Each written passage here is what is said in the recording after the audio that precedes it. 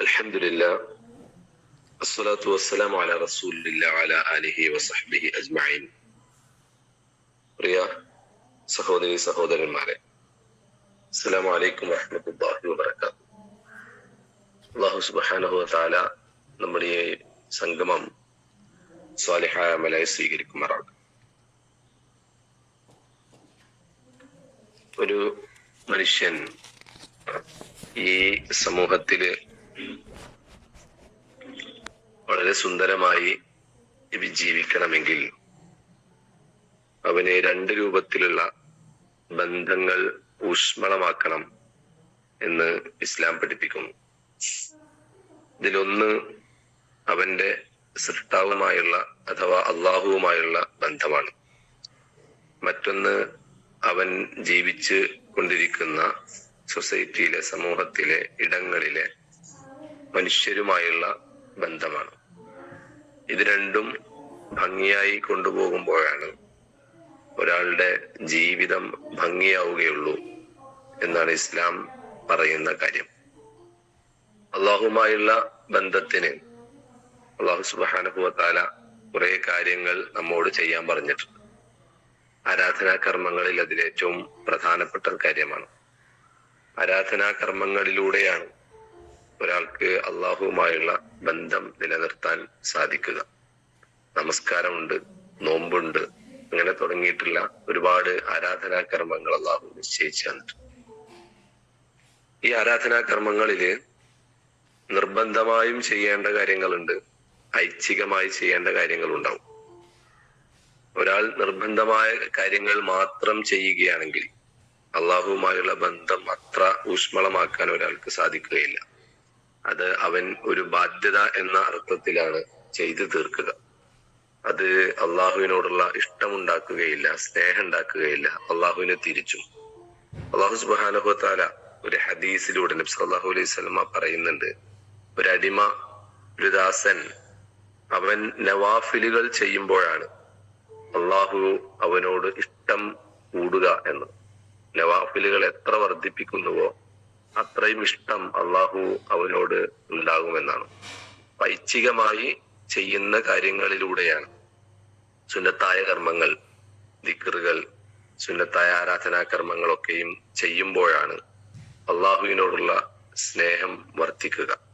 ഇത് ബന്ധം, അള്ളാഹുമായുള്ള ബന്ധത്തെ ഊട്ടിയുറപ്പിക്കാൻ, അത് ഹൃദ്യമാക്കാൻ സഹായിക്കുന്നു.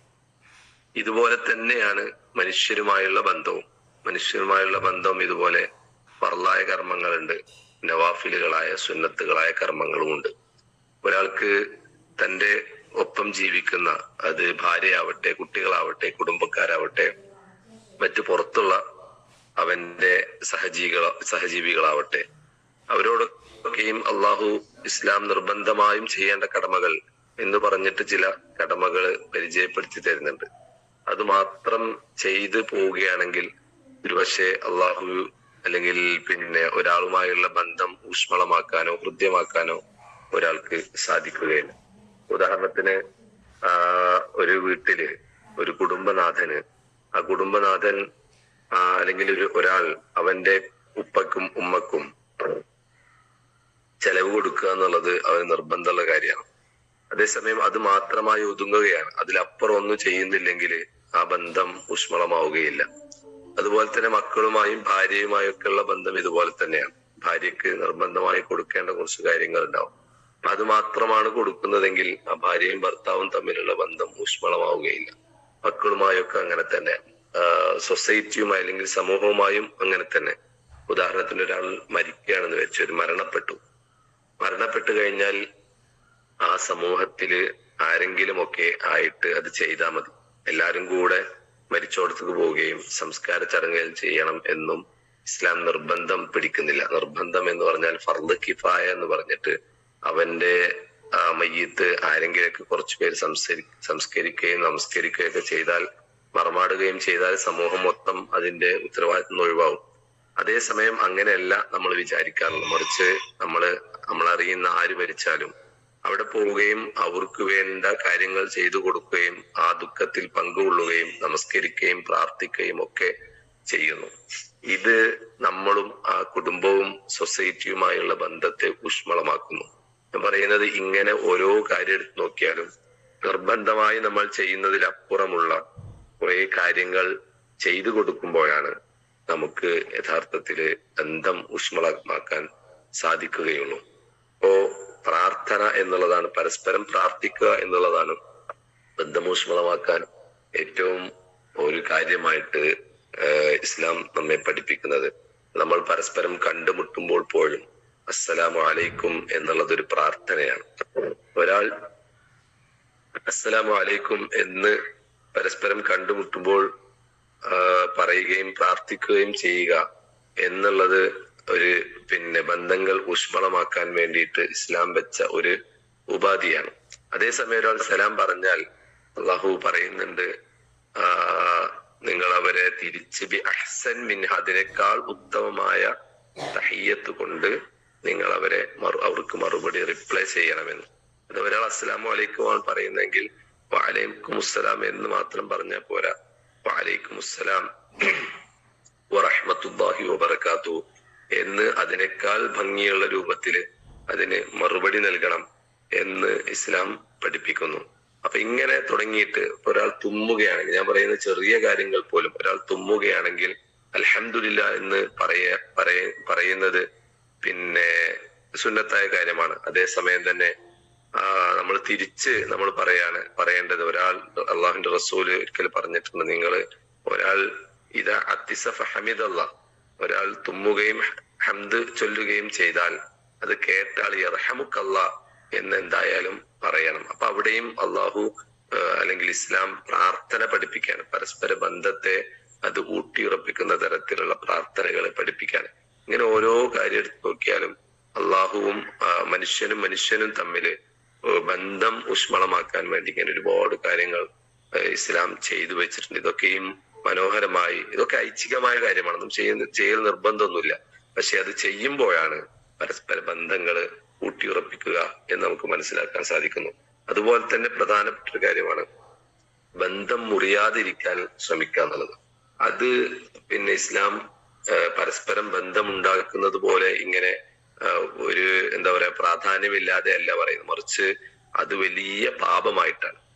മനുഷ്യർ തമ്മിലുള്ള ബന്ധങ്ങള് നിലനിർത്താൻ ശ്രമിക്കുക എന്നുള്ളത്, അല്ലെങ്കിൽ തകർക്കാൻ ശ്രമിക്കുക എന്നുള്ളത് വലിയ പാപമായിട്ടാണ്. അന്ന് കുടുംബ ബന്ധങ്ങളെ കുറിച്ച് നമുക്കറിയാം, കുടുംബ ബന്ധങ്ങൾ എന്നുള്ളത് വലിയ പ്രാധാന്യമുണ്ട്. എന്നാൽ കുടുംബ ബന്ധങ്ങൾ മുറിക്കുക എന്നുള്ളത് വൻ പാപമായിട്ടാണ് ഇസ്ലാം കാണുന്നത്, വൻ പാപമാണ്. ഇതുപോലെ തന്നെ മനുഷ്യന്മാർ തമ്മിലുള്ള ബന്ധത്തെ ഉലക്കുന്ന, തകർത്ത് കളയുന്ന എന്തും ഒരാളുടെ അടുത്തത് ഗീബത്ത്, നമീമത്ത്, അതുപോലെ തന്നെ തെറ്റിദ്ധാരണ പടർത്തല്, അതുപോലെ തന്നെ ഒരാളെ കുറിച്ച് വേണ്ടാത്തത് പറഞ്ഞ് പ്രചരിപ്പിക്കുക, ഇതൊക്കെയും വലിയ പാപമായിട്ട് അള്ളാഹുവിന്റെ ഖുർആൻ സൂറത്ത് നൂറിലുമായി ബന്ധപ്പെട്ട കുറെ ആയത്തുകളുണ്ട്. അതിലൊരു ആയത്ത് പറയുന്നത്, നിങ്ങള് സമൂഹത്തിൽ ഫാഹിഷത്ത് ഉദ്ദേശിക്കുന്ന ആളുകളുണ്ടല്ലോ, അവർക്ക് അള്ളാഹു ഈ ദുനിയാവിലും നാളെ പരലോകത്തും വലിയ ശിക്ഷകൾ നൽകും എന്ന് പറഞ്ഞിട്ടുള്ള ആയത്ത് നമുക്ക് കാണാൻ പറ്റും. ഒരാൾ തന്റെ സഹോദരന്റെ ന്യൂനത മറച്ചു വെച്ചാൽ, ആരും എനിക്ക് മാത്രം അറിയുന്ന ഒരു കാര്യമുണ്ട്, ആ കാര്യം ഞാൻ മാത്രം അറിഞ്ഞത് മറ്റുള്ളവർക്ക് പറഞ്ഞു കൊടുക്കാതിരുന്നാൽ അള്ളാഹു യൗമുൽ ഖിയാമത്തില് അവന്റെ ന്യൂനതകളും മറച്ചു വെക്കും എന്ന് റസൂൽ പഠിപ്പിക്കുന്നുണ്ട്.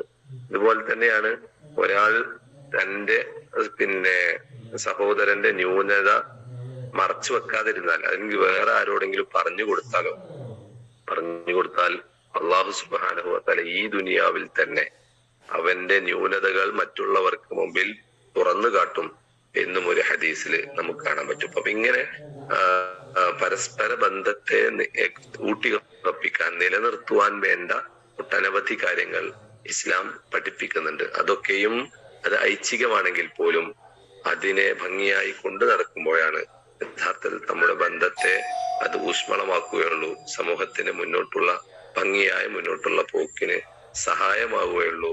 ഇത് ഗൗരവത്തോടു കൂടിയാണ് ഇസ്ലാം കാണുന്നത്, നമ്മൾ മനസ്സിലാക്കേണ്ടത് ഉണ്ട്. അർത്ഥത്തിൽ എല്ലാം പഠിക്കാനും പ്രാവർത്തികമാക്കാനും ഒക്കെ പഠിച്ച തമ്പുരാൻ നമുക്ക് തൗഫീഖ് പ്രദാനം ചെയ്യുമാറാട്ടെ. വഅഖൂലു ഖൗലി ഹാദാ വസ്തഗ്ഫിറുല്ലാഹ ലി വലക്കും വസ്തഗ്ഫിറുഹു ഇന്നഹു ഹുവൽ ഗഫൂറുർ റഹീം. ശുക്രൻ, ജസാക്കല്ലാഹ്.